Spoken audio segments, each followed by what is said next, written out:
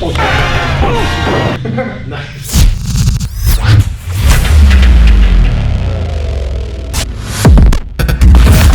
Okay, Kung Fu Chronicles back at you, and thanks for literally kicking it with us. Kicking it with us. Kicking it with us.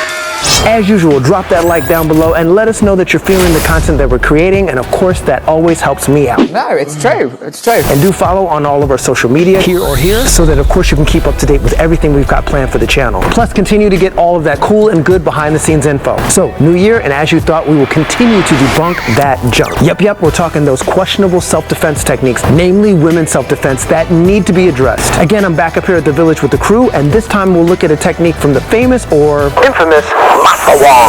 Hi everyone, it's Master Wong here again. Today I found a body shop here.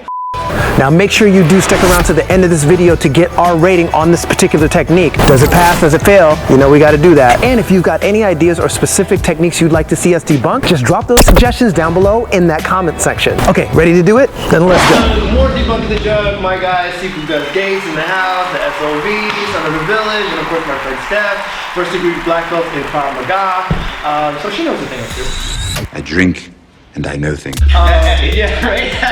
So this time we're going to look at a technique, and this one to me, it's a little more realistic of like violence in the street, and kind of like addressing like a creepy version. A creepy and a kidnapping kind of situation scenario. People may or may not know Master Wong. I am actually a fan of Master Wong, so there's no hate here. Again, the whole point of this series is to just put a critical eye on these women's self-defense techniques. It's not to bash people or whatever, but Master Wong, hey, whatever. Yeah, 30 old man like this with a shade on. This is the bad news and it's dangerous here. We're gonna get set up with this last technique, and hope you guys enjoy it. The first thing we want to do, she need to grab hold my hand, pull it, so it break, and elbow to the create, boom, create space. The important thing is create space, because if it's too close, elbow, it's no power. Create a little bit space. Now grab it, hit the nut, boom, grab it, yank it. Now when you hit the nut, yeah, grab it, you hit, boom, grab it. Yeah, so it hurt. Now you create a lot of space here. Now one step forward, and then kick.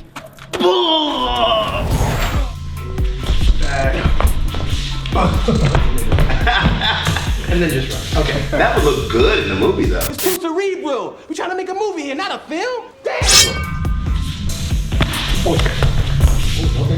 Nice. Right, that's like a good one.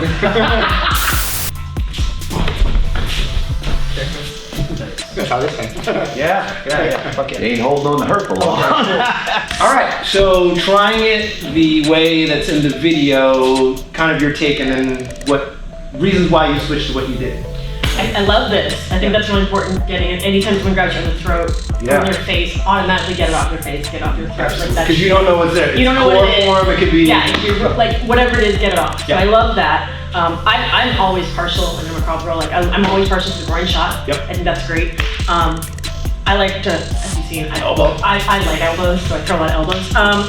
I wouldn't do the kick for a couple of reasons. One is if I was successful here, he's probably out, like he fell back, he's out of my range. Let's say he's not out of my range. If I was to throw the kick, first of all, I wouldn't throw the abdomen because that's just such a great area for him to grab. I actually wouldn't give him my foot to grab.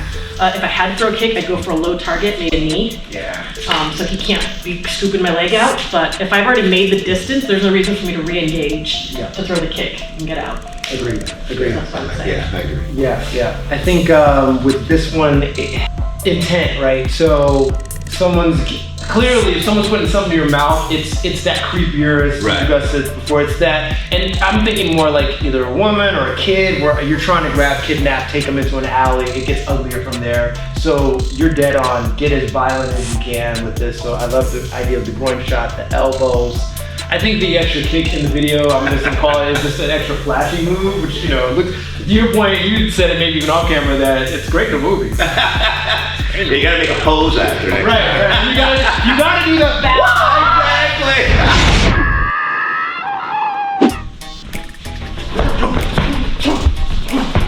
Right? Okay, alright, so as you're doing this, Louise comes up to me. Okay.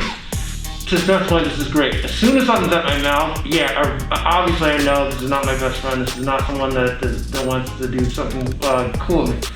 I'm gonna get this this hand right away. Pull this down. I like that part of the video too. I also want to stabilize because if you're going towards a an alley or something, so step to your left a little bit. I gotta go with you right away because you got your arm on me. So at least I'm gonna step down. And this actually helps me because now I can have some room to work here. I can hit a vital. I can possibly throw a groin shot. But if I don't wanna take my leg up because this could be iffy whether I do the groin shot from here, I'm gonna probably, you know, elbow a little bit. But my favorite thing, honestly, when we're this close, to get ultra violent, ultra fast, go for it here. I'm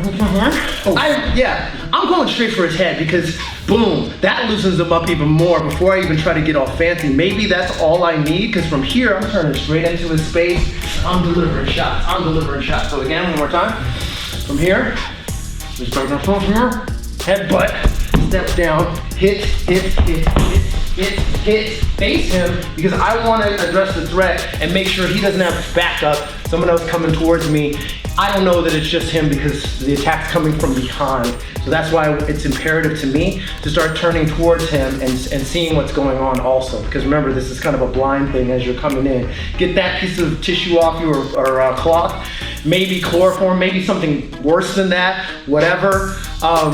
Headbutt, to me, I got a big old head, so I'm gonna use it. But even for ladies, if you know, like a headbutt can work, especially when we're this close. Even before you start doing, because if you grab me one more time, maybe I've got the space to do an elbow that's effective, but if you grab me this close, I don't really have as much space, but I got all this head space. So this is more violent.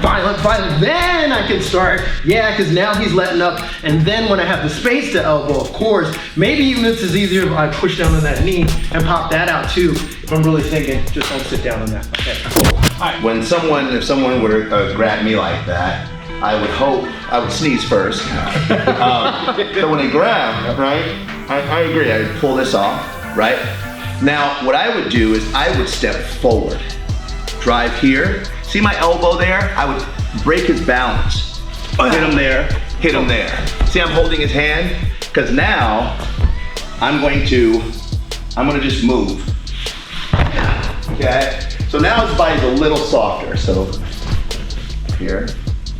When I step, I'm hitting there, right? Now, I have the room for the elbow. So I'm almost gonna do them simultaneously. So go ahead and grab, pull this down, right? Step, grab. I'm gonna pull it back, pull that, and then go directly to the jawline. Boom, right? Step behind him, and keep moving. Now what I like about that is you can be a smaller person and make that movement work, but you gotta create enough pain with the other parts. The one part in the video that I'm a little concerned with is spacing. Right? So if he grabs, right, and I don't have enough room, okay, go ahead and this is gonna be really hard. Because watch, I'm gonna hit him really hard. And just exhale, Luis. That's really hard. Look, he's still standing. I have to create the space. Now, my favorite part of this, a little minor adjustment, right, is here, watch. Hold my arm as tight as you can. Ready? Watch this. Hi, everybody. Hi everybody. Hi everybody. I'm with Stef. I'm with Stef. There's no way that he's gonna stop because he caught me at the crux of my elbow where it bends, right? But he can't stop this part, right? And that's the part I would use. I would personally be a lot more violent than I am right now with this because he's giving me that. First thing I want to do is relax, pull this down, step, pulling down, and there's my strike right there. Now I'm more violent, so I would hit him, drop him, that's just me. That's just me. So, but I'm in therapy and be okay after a while. But my thing is that if you're gonna attack very vicious and you're gonna get out of there. You're gonna give them no opportunity to fight back. And you have to get comfortable with these kind of concepts. Okay, so another self-defense technique. This time it's a little creepier. Someone trying to grab you with a tissue or something with a hand, pulling you into an alley, stuff like that. So, Stef, your impressions of things you liked on this one, things you didn't like, things you'd adjust? Overall, I actually liked a lot of the big pieces. Like, I would definitely like getting off the face. As you said, it doesn't necessarily chloroform. Chloroform actually takes like 5 minutes for it to actually work, but I mean, there could be something else, acid, anything. You know what it is, get it off. I love the groin shot. Again, not quite sure you necessarily have the space to do that, but loosen them up that much to get out. I really liked that. I would only do the kick if it was there. I probably would do it lower so they can't grab me because I don't want to give them my foot when I'm already on my way out and take me down. So that's the one thing I would do. Let's go to the movies.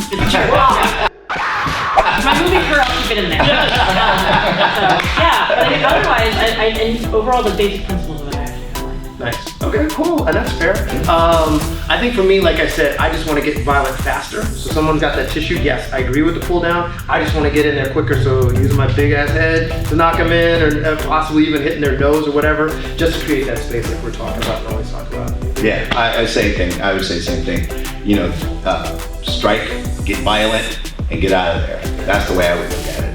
You know, always take it from the point of view that you're going to be 9 times out of 10 at a point of disadvantage. So it's not going to be somebody like Stef trying to chloroform me. It's going to be somebody like Gus trying to chloroform Stef or take her into an out.